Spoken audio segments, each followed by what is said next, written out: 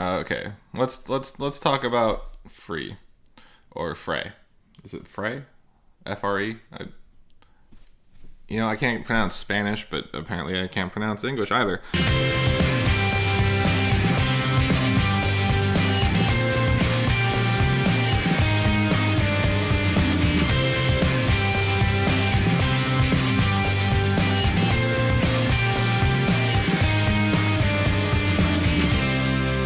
Welcome back to Rewind with bschwitty, because if you're going to be in this family, you're going to learn to love wine. Today,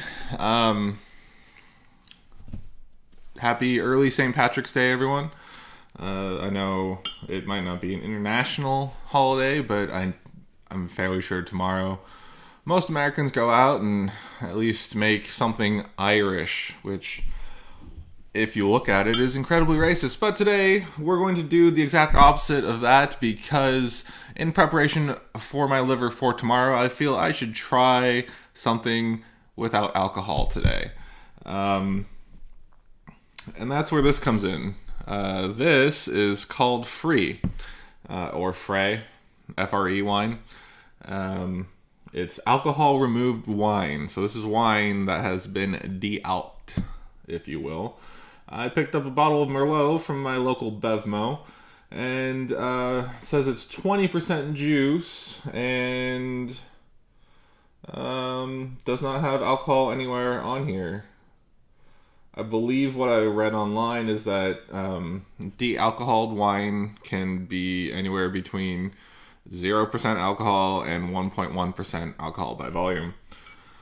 Fray wines are produced by Sutter Home Winery, which is usually it goes Franzia, Barefoot, Sutter Home when you're looking for wine in your local big box retailer. Target, Walmart, places that sell wine. And you'll also find them in your local grocery store,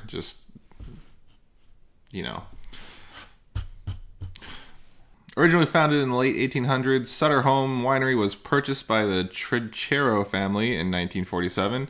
Today, Sutter Home is one of the few remaining family-owned and operated wineries in Napa Valley. We're proud to continue the long tradition of producing high-quality wines at a fair price.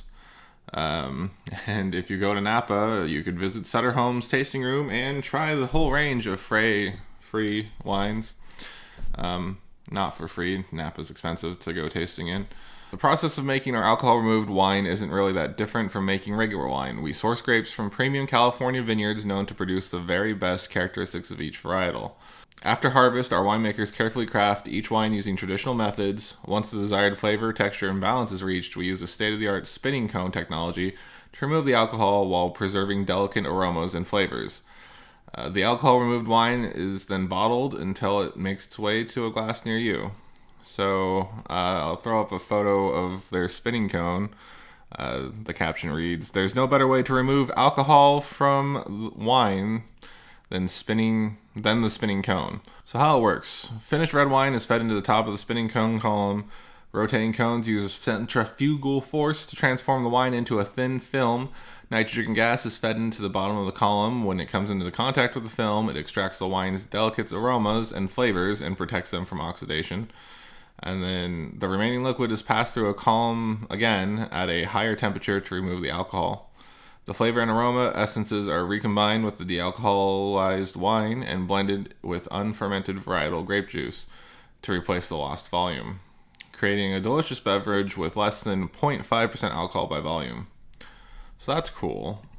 And this isn't a new process. It's sometimes wineries will have so high of alcohol in their wines that they do need to de-alk them. Not as much as to 0%, but to drop a point or two, or a percentage point or two.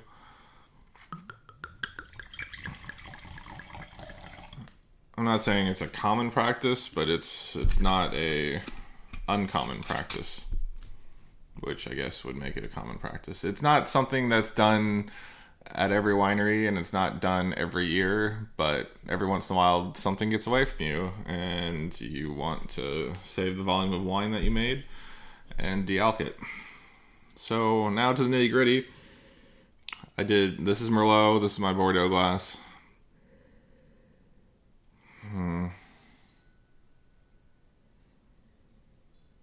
It just smells like grape juice. Although, to be fair, it's Sutter home wine, so they're usually a little bit more sugary. It really does smell like grape juice. I think in the future we're going to see what if we could tell the difference between Welch's and Frey. But for now, I really don't want to do this.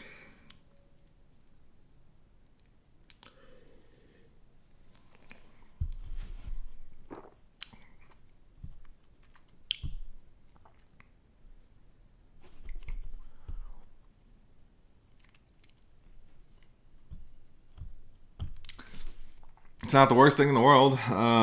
It just tastes like grape. It tastes like if you mixed your grape juice in with your wine and sucked all the alcohol out of it. There's a little bit of tannin on the back end, which is a really weird thing to not have balanced out by the alcohol. It's just like grape. It's like grape juice then being hit with a little green and a little bit of woody. It tastes like Welch's, if I'm being honest, this Merlot.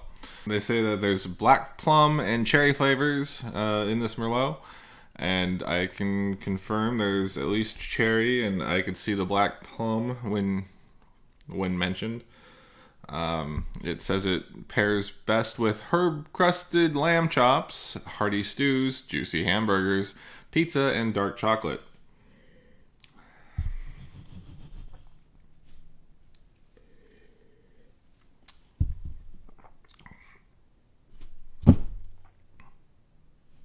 It just tastes like I'm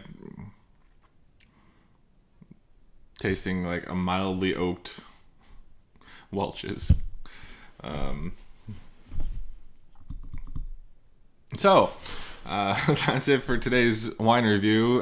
Sorry that I didn't have more prepared. I saw this the other day in our local alcohol store, local alcohol shop, and decided that it would be really interesting to just see how this tasted. And it's like $6 a bottle, which I think is probably about the same amount that you'd get for a thing of grape juice of this size. So, hey, if you want to be fancy and have your grape juice be actual wine, try this out. Otherwise, why? That's it for me this week. Enjoy your weekend. Don't get too drunk out there, people. And if you see me out at the bars at 6 a.m. tomorrow morning, tell me to go home and sleep. All right. This has been Rewind. My name is bschwitty, and I will catch you next time.